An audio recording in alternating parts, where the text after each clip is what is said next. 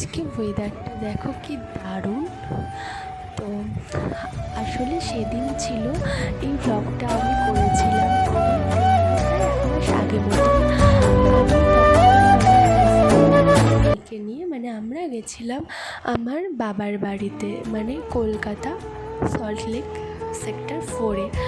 তো দেখো তারপরে আমরা বেরিয়ে পড়লাম একটু ঘুরতে। বাচ্চা যেহেতু ছোট, তাই দিনের বেলা এত গরমের মধ্যে কোথাও যাইনি। জানি কলকাতা অনেক কিছু ঘোরার জায়গা আছে, কিন্তু সব জায়গাগুলোতে না অনেকটা টাইম নিয়ে সকাল সকাল বেরোলে ভালো হয়। যেহেতু বাচ্চা ছোট, গরমও অনেক, তার জন্য যাওয়া হয়নি।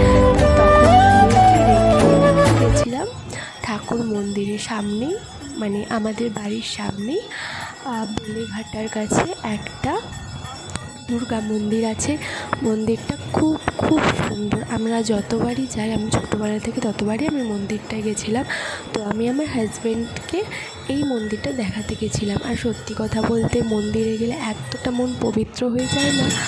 তো তোমাদেরও কি আমার মতো মন্দিরে যেতে ভালো লাগে? তাহলে সেটা কমেন্ট করে জানাও।